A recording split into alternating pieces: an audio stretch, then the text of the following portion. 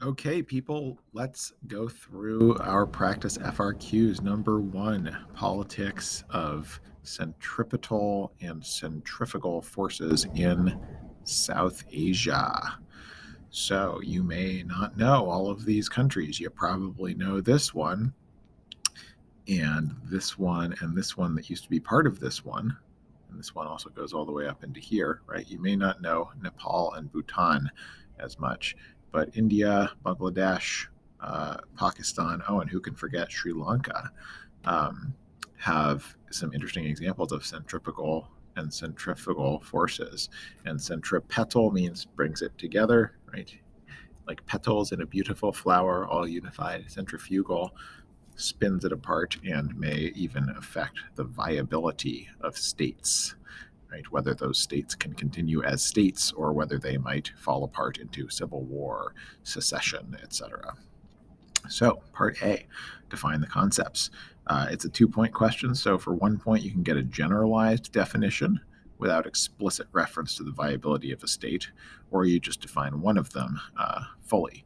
So, for example, you might say, well, they give you some, yeah, they don't give you specific examples. So, a centripetal force in Pakistan might be the Pashtun separatists on the border of Afghanistan, different ethnic or linguistic groups that maybe want to split off from Pakistan. That would be a centrifugal force that might threaten the existence of the state if a part breaks away.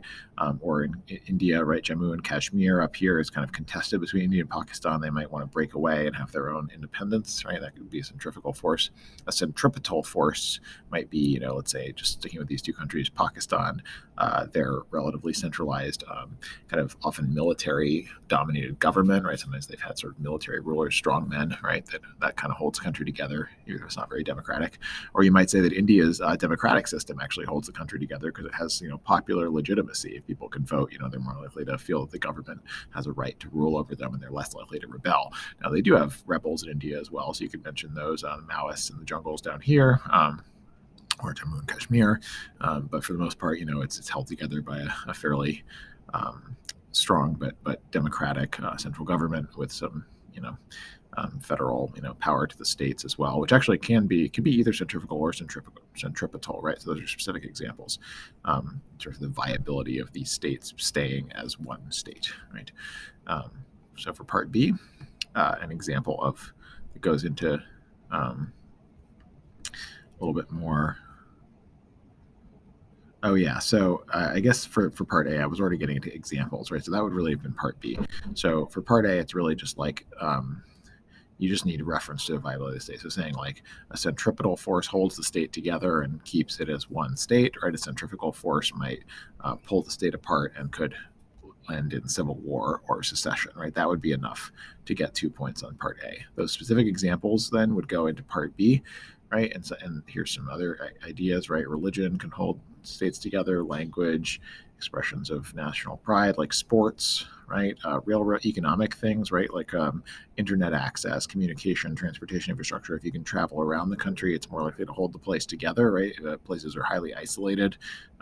They're more likely to want to break away, right? They don't share maybe the culture or the sense that the country cares about them. Same thing with economic development, right? If the central government builds infrastructure and develops the economy, right, that's going to help hold the country together and keep people, feeling the government has a right to be there. Same here, right? You can also look at physical geography, right? Pakistan in a river valley isolated by the desert and the mountains, right? That kind of holds it together. Like everybody's all in the river valley, right? But you could also talk about, people out in the desert, being separatists, right? That could also be a centripetal. So a lot of things can go either way, right? A lot of examples could be centrifugal or centripetal. It just depends how you're doing it, right? And so the part C is just the same thing, but an example of a centrifugal instead of centripetal force, right? So notice it's a lot of the same things: religion, language, morphology, right? Can go either way. External threat actually is on both, right? B and C. So like an external threat could break a country apart if there's a war that's unpopular, right? Or like the countries nuke each other, right? Then that would be probably a centrifugal force to break the country apart. But if in the total chaos and destruction that follows. But, it can also unify them, right? So you could mention the India-Pakistan rivalry, right, as something that holds them together as each government, rallies their people behind, that common enemy, right? So those could go either way. Okie doke, that is pretty much that. Anything I should say more about? Well, they talk about some different things, like several large cities having their own cultures, right? In India, maybe could pull them apart, right? The Kashmir dispute. The shape of it, right? So Bangladesh, right, broke off it used to be part of Pakistan, right? So this was in 47, there was this partition along religious lines, which was quite violent and unpleasant. In 1947, when they broke away from British rule, they also broke into Muslim majority areas that used to both be Pakistan and the Hindu majority India.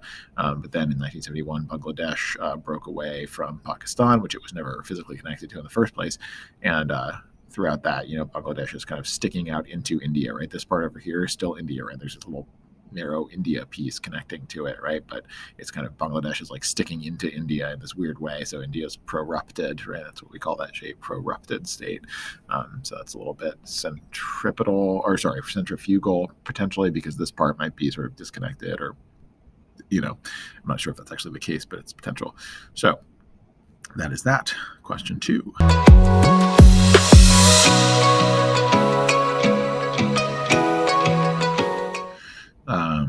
Two different holy sites in the Middle East, right?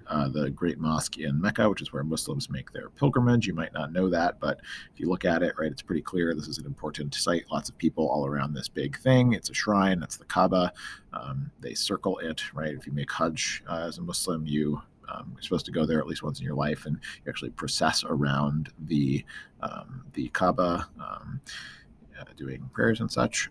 These minarets, of course, are religious structures. You can sort of tell because they're ornate and they're pointing at heaven, right? It probably tells you it's religious, and they are. This is where the call to prayer comes from, right? The muezzin chanting the call to prayer, very beautiful. If you've never heard it, comes from the minarets.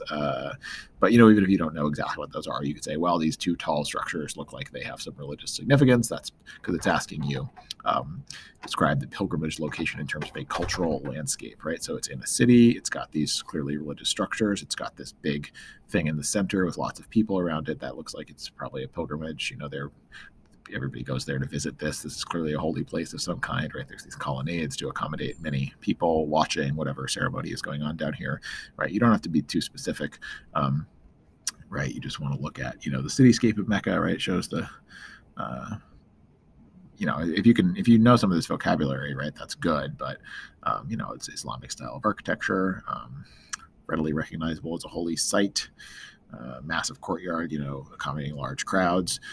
So I don't know if they would give you the points if you didn't have any of these vocab about Islam, specifically like the Hajj pilgrimage or the fact that this is an Islamic site. I mean, you should be able to tell that from the fact that it's a mosque, right? It's Arabic name, it's in Mecca, Saudi Arabia, right? So you should be able to figure out that it's Islam, right? And pilgrimage, So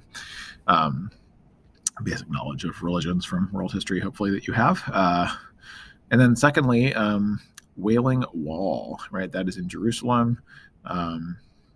This kind of connects to part B, explain how the global population distribution of the followers of an ethnic religion relates to the religion's place of origin. So clearly, Islam is not an ethnic religion. It did originate in Saudi Arabia, what's now Saudi Arabia, right? But it's not an ethnic religion. It's a universalizing religion that goes around and tries to convert people, right? Anyone can be a Muslim. Anyone cannot be Jewish, right? So although there are a few exceptions, types of Judaism where they do try to convert people, mostly Jewish folks are not trying to get you to also be Jewish, right? It's more ethnic in the sense that if you're born, your mother is Jewish, right? You are sort of ethnically Jewish. There's some dispute about whether you should really think of it as an ethnicity, but it's a good example of what we mean by an ethnic religion, right? There's an ethnic kind of component to that identity. And Jews do not go around proselytizing for the most part. So, in that origin, right, obviously what's now Israel, right, the state of Israel is, the historic point of origin for both Judaism and Christianity, the Holy Land, right, to both religions, and the global population distribution of many ethnic religions is closer to its point of origin, right? Like a lot of them don't really spread around that much through proselytizing.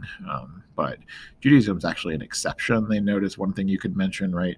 That while a lot of ethnic religions are localized.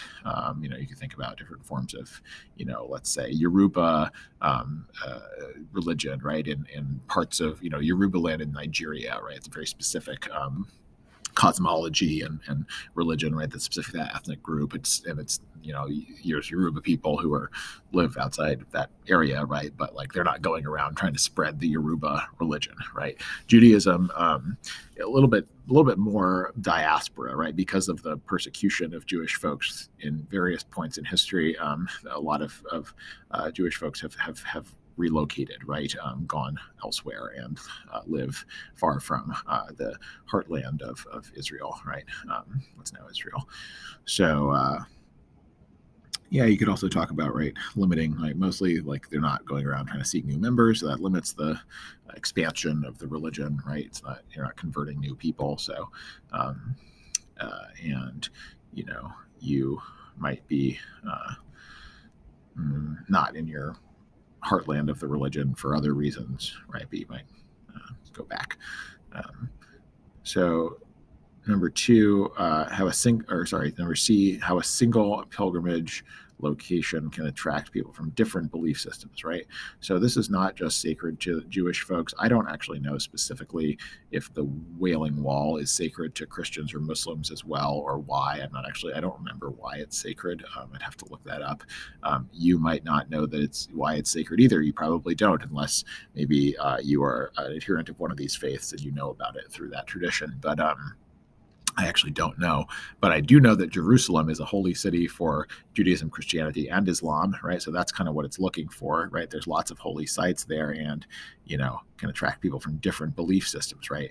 And I could imagine even somebody who is not, doesn't believe in any of those religions might go there as a tourist just to be educated, right? To understand. That would be me. So part C, right? And actually they mentioned that, right? You might just visit for educational, historical reasons.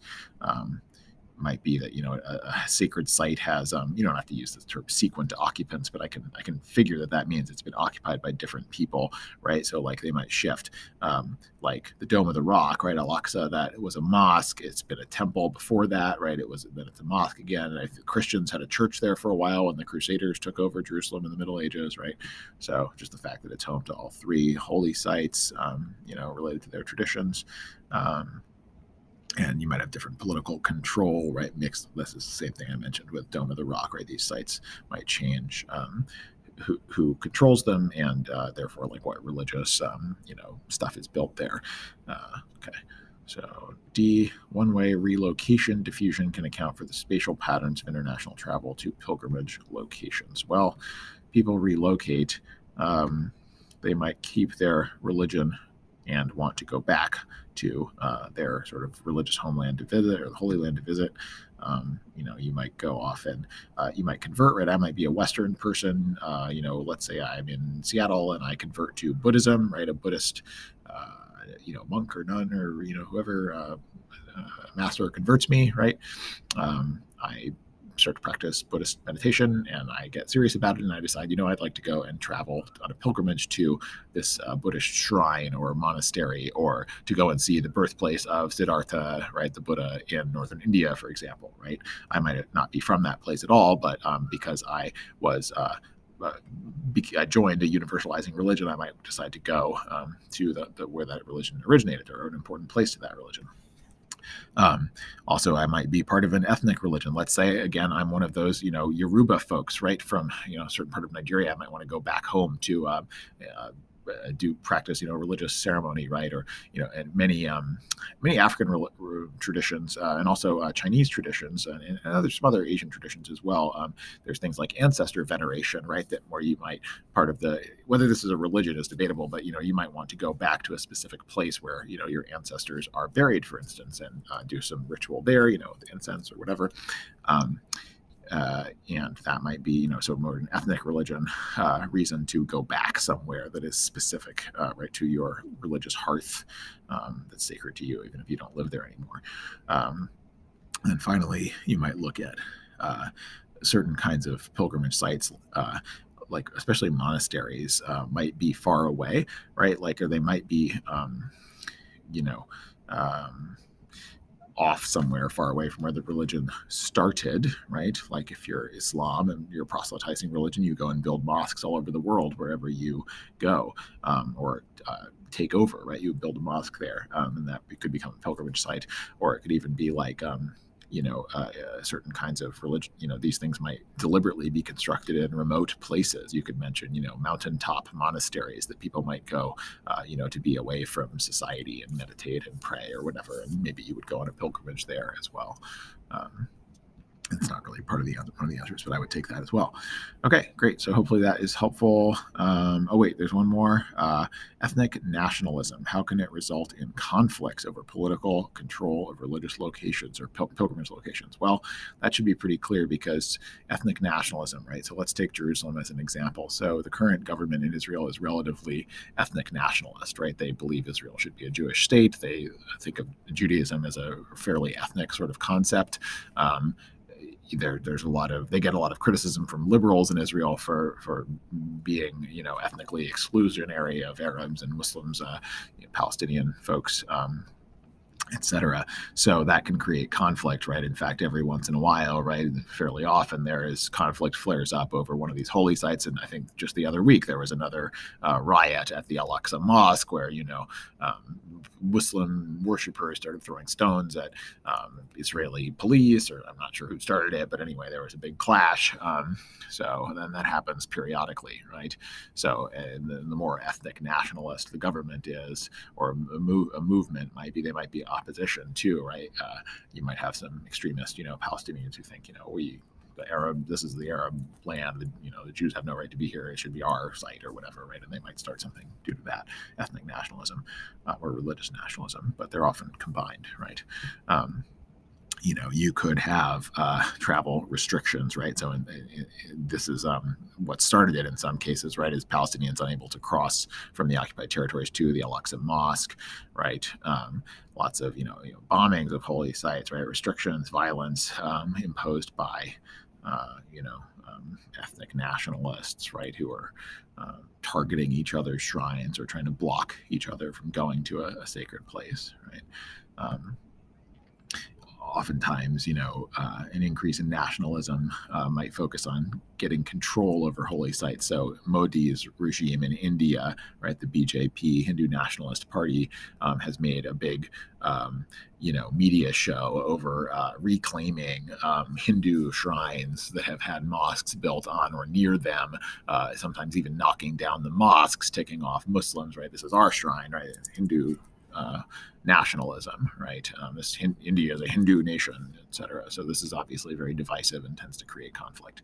Okay, so that is that. Hopefully that was helpful, and good luck to you all.